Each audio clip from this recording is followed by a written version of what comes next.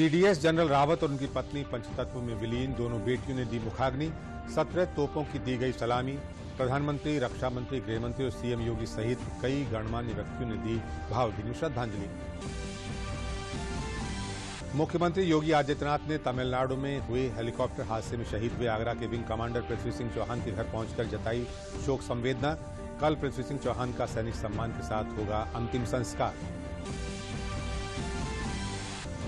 भारत सरकार ने काबुल से लगभग 110 लोगों को किया एयरलिफ्ट। भारत लाए गए नागरिकों में भारतीय और अफगान नागरिक शामिल।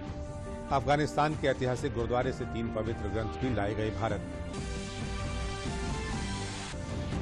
और 11 दिसंबर से दूरदर्शन उत्तर प्रदेश के गोरखपुर केंद्र द्वारा रोजाना 1 घंटे का भोजपुरी भाषा में प्रसारित होगा कार्यक्रम। सूचना और प्रसारण मंत्री अनुराग सिंह ठाकुर ने भोजपुरी भाषा में ट्वीट साझा करके दी जानकारी। नमस्कार, मैं अशोक यादव और अब समाचार विस्तार से। देश के पहले सीडीएस जनरल बिपिन रावत का आज दिल्ली में पूर्ण सैन्य सम्मान के साथ अंतिम संस्कार कर दिया गया। पूरे देश ने नम आंखों से अपने वीर सेना नायक को विदाई दी।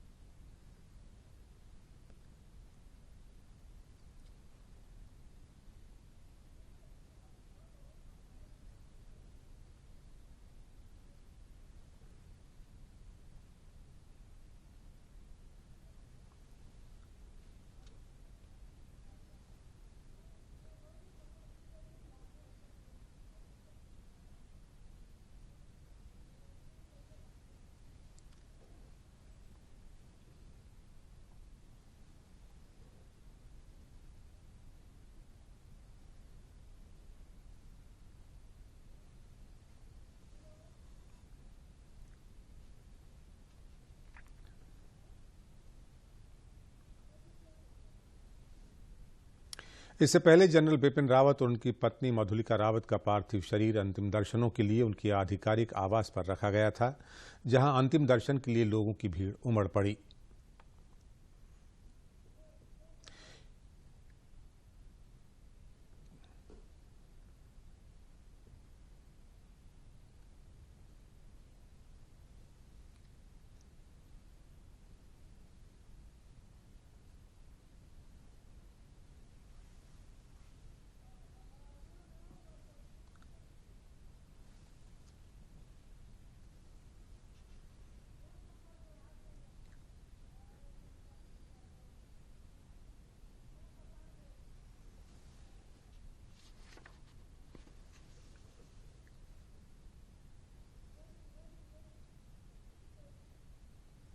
केंद्रीय गृह मंत्री अमित शाह ने जनरल बिपिन रावत को श्रद्धांजलि अर्पित की।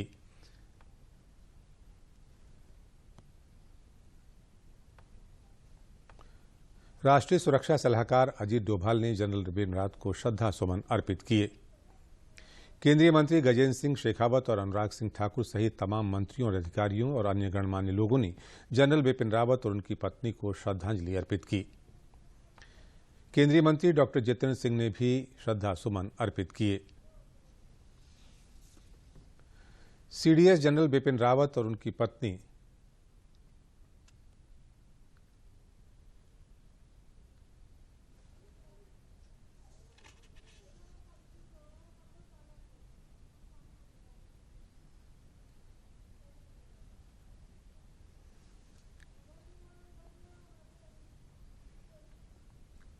सीडीएस जनरल बिपिन रावत और उनकी पत्नी मधुलिका रावत के पार्थिव शरीर को दिल्ली कैंट के बरार स्क्वायर पर पूरे सैन्य सम्मान और विधि विधान से अंतिम संस्कार किया गया। दोनों बेटियों ने अंतिम संस्कार की रस्म अदा की और मुखाग्नि दी। इस दौरान उन्हें 17 तोपों की सलामी दी गई। 800 जवान अपने सर्वोच्च अधिकारी जनरल बिपिन रावत को अंतिम विदाई देने के लिए मौजूद रहे।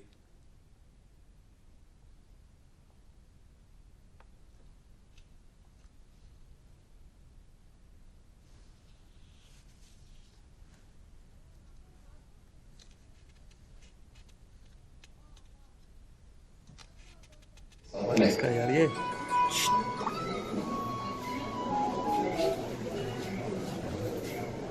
उसी हेलीकॉप्टर में थे जो क्रैश हुआ है, दुर्घटनाग्रस्त हुआ है। परिवार के प्रति संवेदना व्यक्त करने के लिए और परिवार के प्रत्येक सदस्य के साथ हम लोग पूरी संवेदना रखते हैं। इस बात के लिए हम लोग यहां पर आए हैं। अपने देश के पहले चीफ ऑफ डिफेंस स्टाफ के साथ ही सैन्य अधिकारियों के इस हादसे का शिकार होने से पूरा देश आहत है और उन सभी परिवारजनों के प्रति हर भारतवासी अपनी पूरी संवेदना के साथ खड़ा है। शहीद सीडीएस जनरल विपिन रावत और उनकी पत्नी मधुलिका रावत की अंतिम यात्रा जब निकली तो उनके निवास से बरार स्क्वायर तक पहुंचने तक के रास्ते में लोगों ने फूलों की वर्षा की और उन्हें भावभीनी श्रद्धांजलि अर्पित की। सीडीएस विपिन रावत के अंतिम सफर पर लोगों का हुजूम उमड़ा। लोग तिरंगा लेकर उनके पार्थिव शरीर के साथ चलते नजर आए। बरार स्क्वायर पर रक्षा मंत्री राजनाथ सिंह, कानून मंत्री किरण रिजिजू सहित फ्रांस और ब्रिटेन के राजदूतों ने भी जनरल विपिन रावत और उनकी पत्नी मधुलिका रावत को श्रद्धांजलि अर्पित की। तीनों सेनाओं के अध्यक्षों ने भी शहीद विपिन रावत को श्रद्धांजलि अर्पित की। मुख्यमंत्री योगी आदित्यनाथ आज तमिलनाडु में हुए हेलीकॉप्टर हादसे में शहीद हुए आगरा के विंग कमांडर पृथ्वी सिंह चौहान के परिवार को सांत्वना देने के लिए उनके घर पहुंचे। मुख्यमंत्री ने शहीद के पिता सुरेंद्र सिंह और परिवार के सदस्यों से मुलाकात करके उन्हें ढांढस बंधाया। मुख्यमंत्री ने शहीद विंग कमांडर पृथ्वी सिंह चौहान के चित्र पर पुष्प अर्पित कर भावभीनी श्रद्धांजलि अर्पित की। उन्होंने शहीद विंग कमांडर के परिवार को 50 लाख रुपए की मदद और परिवार के सदस्य को नौकरी देने की बात की।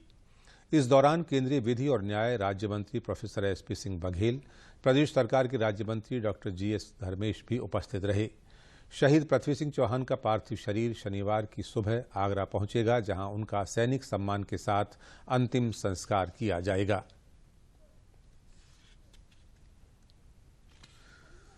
विमान दुर्घटना में शहीद हुए सीडीएस जनरल विपिन रावत और 12 अन्य लोगों को लखनऊ ईदगाह के इमाम मौलाना खालिद रशीद फरंगी महली ने श्रद्धांजलि अर्पित करते हुए उनकी मौत पर दुख व्यक्त किया है। ईदगाह में आयोजित श्रद्धांजलि सभा में मौलाना खालिद रशीद फरंगी महली ने कहा कि जनरल विपिन रावत ने जिस तरह से भारतीय सेना की सेवा की, उनकी खिदमत को हमेशा याद रखा जाएगा। उन्होंने कहा कि इस दुख की घड़ी में हम सभी उनके परिवार के साथ खड़े हैं। जिस तरीके से first chief defence staff general Vipin Rawat साहब और उनके साथ 10 पर्सनल और हेलीकॉप्टर क्रैश में उनकी डेथ हुई है, इस पर हम लोग अपने सख्त तकलीफ़ और दुख का इजहार करते हैं। और हमारे यहाँ इस्लामिक सेंटर ऑफ इंडिया में भी, दारुल में भी और शाहीन एकेडमी में भी इस पर कंडोलेंस की गई है और हम लोग उनके घर वालों के साथ इस दुख में बराबर से शरीक हैं। और जो एक और आर्मी पर्सनल जो कि इंजर्ड हैं, उनकी सेहत के लिए दुआ करते हैं कि जल्द से जल्द वो हार्ट एंड हेल्थी हों और फिर से अपनी ड्यूटी पर वापस आएँ। जनरल अमेरिकी राष्ट्रपति जो बाइडेन के निमंत्रण पर प्रधानमंत्री नरेंद्र मोदी ने गुरुवार को लोकतंत्र के पहले शिखर सम्मेलन में हिस्सा लिया। प्रधानमंत्री ने आज सम्मेलन में भारत का राष्ट्रीय वक्तव्य दिया। पीएम ने कहा कि भारत की लोकतांत्रिक यात्रा ऐतिहासिक है। गुरुवार को आयोजित मुख्य सत्र में भारत सहित दुनिया के 12 चुनिंदा देश शामिल हुए। इस अवसर पर पीएम मोदी ने कहा कि ठीक 75 साल पहले इसी तारीख को भारत की संविधान सभा ने अपना पहला सत्र आयोजित किया था। प्रधानमंत्री ने कहा कि कानून के शासन और बहुवादी लोकाचार के सम्मान सहित लोकतांत्रिक भावना भारतीयों में निहित है। पीएम मोदी ने लोकतांत्रिक देशों को अपने संविधानों में निहित मूल्यों को पूरा करने की आवश्यकता पर जोर दिया। एक्सेलेंसीज, नमस्कार। I am proud to represent the world's largest democracy at this summit. The democratic spirit is integral to our civilizational ethos. Elected Republican city-states such as Lichvi and Shakya flourished in India as far as 2,500 years back. The same democratic spirit is seen in the 10th century Uttar Merur inscription that codified the principles of democratic participation. This very democratic spirit and ethos had made ancient India one of the most prosperous. Centuries of colonial rule could not suppress the democratic spirit of the Indian people. It again found full expression with India's independence and led to an unparalleled story in democratic nation building over the last 75 years. It is a story of unprecedented socio-economic inclusion in all spheres. It is a story of constant improvements in health, education, and human well-being at an unimaginable scale.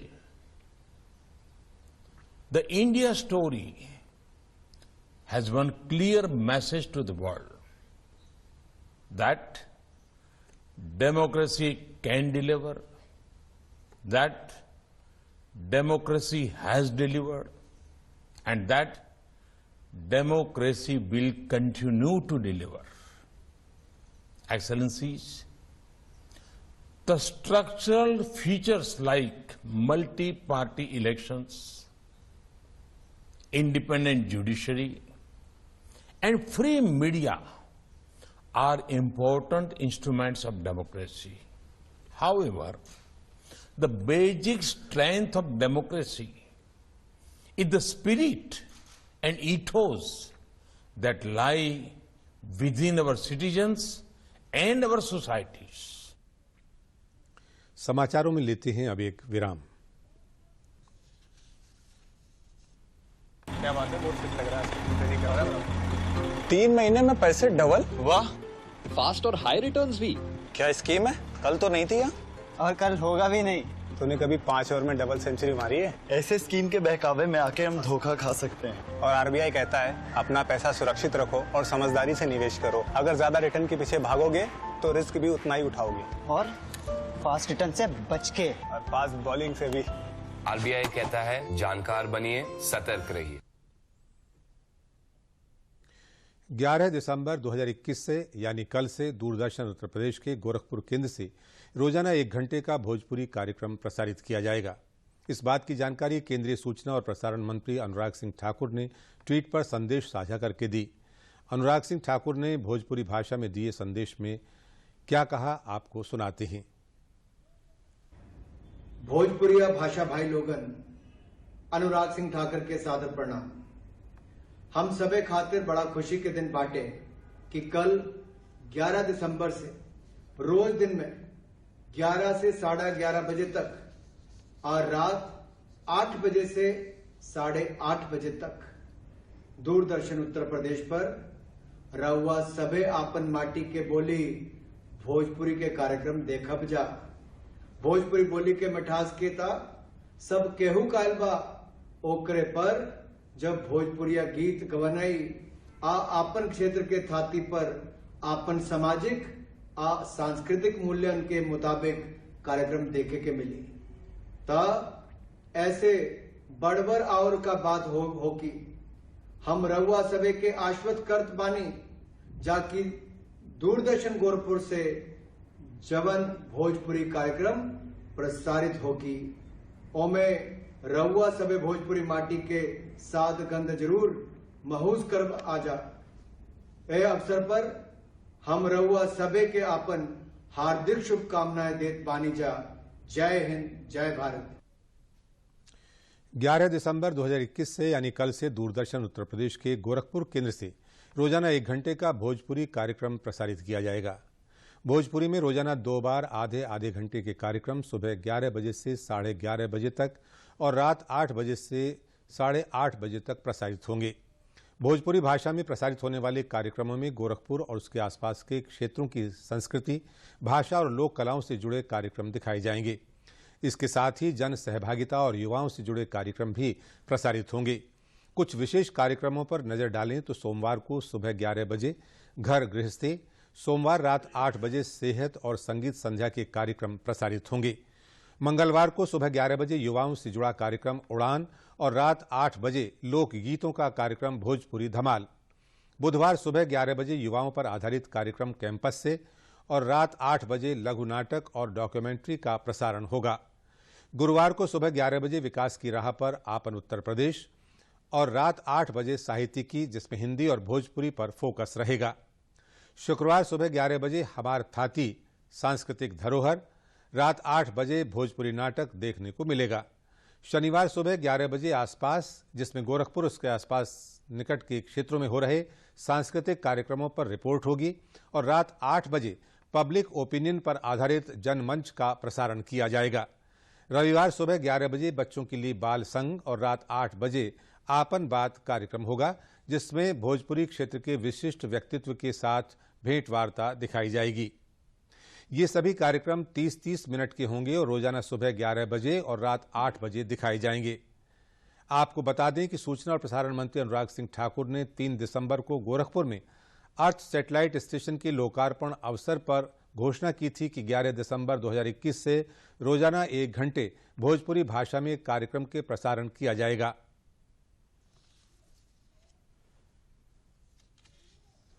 Kabul से लगभग 110 लोगों को आज airlift करके भारत का विशेष विमान दिल्ली के अंतर्राष्ट्रीय हवाई अड्डे पर पहुंचा।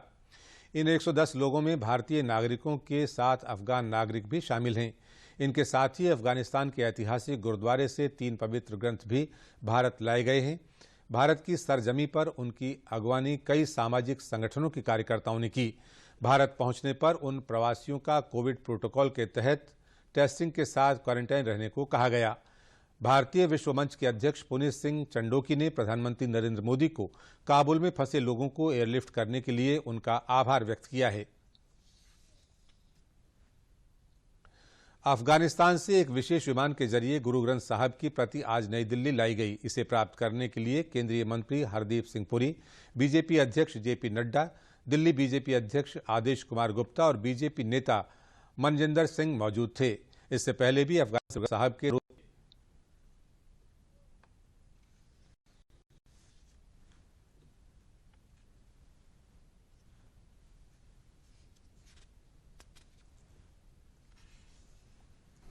प्रधानमंत्री मोदी जी ने जो ऑपरेशन देवी शक्ति को चलाया है, जिसके तहत आप सब लोगों का आना यहाँ पर हुआ है, उसको भी मैं बधाई भी देता हूँ। उसके लिए मैं प्रधानमंत्री जी को बधाई देता हूँ और धन्यवाद देता हूँ जिन्होंने इस कार्यक्रम के तहत आप सबको यहाँ आने की अनुमति भी दी और गुरु ग्रंथ साहिब को और हमारे महाभारत के ग्रंथों को और हमारे रामायण के ग्रंथों को सभी को मैं विश्वास दिलाता हूं कि उनको आदर पूर्वक, इज्जत पूर्वक यथास्थान पहुंचाने का जिम्मा भी हम सब लोग लेते हैं और उनको हम यथास्थान पहुंचाकर पूरी इज्जत के साथ आगे बढ़ें।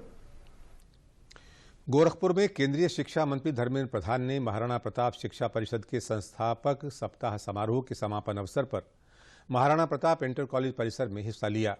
कार्यक्रम की अध्यक्षता मुख्यमंत्री आदित्यनाथ ने की। इस अवसर पर केंद्रीय शिक्षा मंत्री और मुख्यमंत्री योगी आदित्यनाथ ने शहीद सीडीएस जनरल बिपिन रावत, उनकी पत्नी मधुलिका रावत और अन्य सैन्य अधिकारियों को श्रद्धांजलि अर्पित की। सप्ताह भर से चल रहे समारोह में विभिन्न प्रतियोगिताओं का आयोजन किया गया। इसमें उत्कृष्ट कार्य करने वाले शिक्षकों, सर्वश्रेष्ठ कर्मचारियों, इंटरमीडिएट, स्नातक और पस्नातक के सर्वश्रेष्ठ विद्यार्थियों को स्वर्ण पदक से सम्मानित किया गया। संस्थापक सप्ताह समारोह का उद्घाटन केंद्रीय सूचना और प्रसारण मंत्री अनुराग सिंह ठाकुर द्वारा 4 दिसंबर को किया गया था।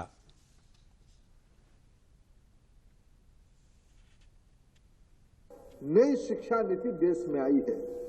इस बीच में पिछले ही साल भारत की महामहिम राष्ट्रपति जी की उपस्थिति में महागुरु योगी गोरखनाथ जी की यूनिवर्सिटी भी स्थापित हुई है। और यूनिवर्सिटी की प्राथमिकता किस पे है? यूनिवर्सिटी की, नई यूनिवर्सिटी की प्राथमिकता आज की समय की, आज हम अभी पुष्पांजलि दिए भारत की सपूत लड़ाकू सेना सेनापति, हम सभी के श्रद्धा के केंद्र। मन आज भर रहा है कि ठीक 1 साल पहले इसी मंच पे, मैं इसीलिए खुद को भी सौभाग्यशाली मानता हूं, सीडीएस बिपिन रावत जी की गरिमामयी उपस्थिति ठीक 1 साल पहले हुई।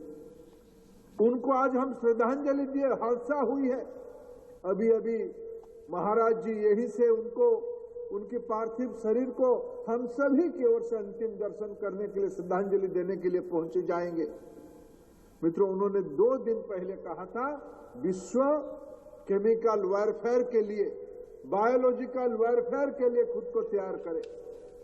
मित्रों, जब परिवर्तन हो रहा है, विश्व की रणनीति भी परिवर्तन हो रहा है।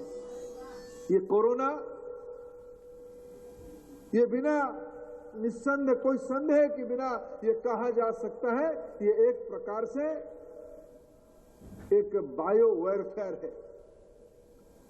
कौन कर रहा है, कैसे कर रहा है, आज विश्व के कई लोग, कई विद्वान उसके ऊपर चिंता कर रहे हैं। ओमिक्रॉन उसकी एक दूसरा रूप आया है। उस समय में समाज की आवश्यकता क्या है, इसको ध्यान में रखते हुए चिकित्सा सेवा पे नई विश्वविद्यालय काम करेगी। या विगत 1 वर्ष के दौरान जिन छात्रों ने अपनी प्रतिभा से अपना एक विशिष्ट स्थान बनाया है, विभिन्न प्रकार की प्रतिस्पर्धाओं में, प्रतियोगिताओं में उनका सम्मान करने के लिए आज हम सब यहां पर उपस्थित हुए हैं। भारत माता के एक महान सपूत, देश के पहले chief of defence staff general Bipin Rawat ji, उनकी धर्मपत्नी Shrimati Madhulika Rawat ji, brigadier Lidder wing commander Prithvi Singh Chauhan और अन्य सैन्य कर्मियों के अभी 2 दिन पूर्व एक हेलीकॉप्टर क्रैश की दुर्घटना में दिवंगत होने पर उन्हें विनम्र श्रद्धांजलि भी अर्पित कर रहे हैं। विंग कमांडर वरुण सिंह, जो इसी पूर्वी उत्तर प्रदेश के देवरिया के निवासी हैं, गंभीर रूप से घायल हैं।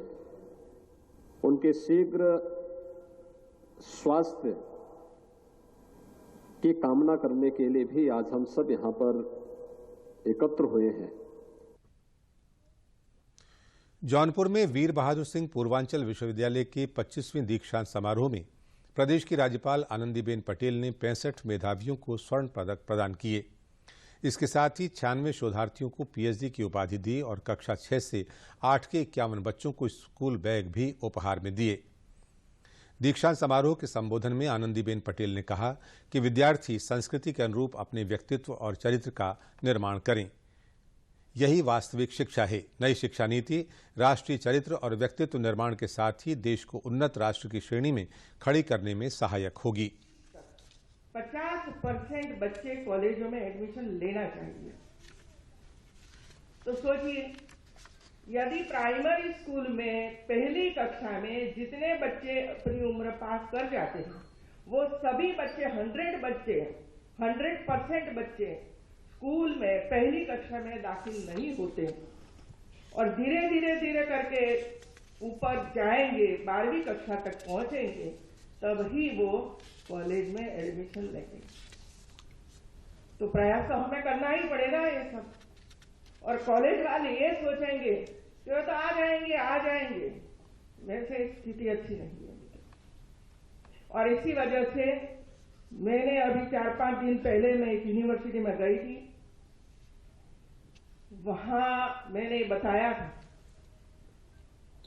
संख्या बढ़ाओ। कैसे बढ़ाओगे? कैसे बढ़ाओगे? तो पहली हमारे ये है कि भाई नजदीक के जितने स्कूल से, जब अभी राजपूत जी ने कहा फैल जाओ,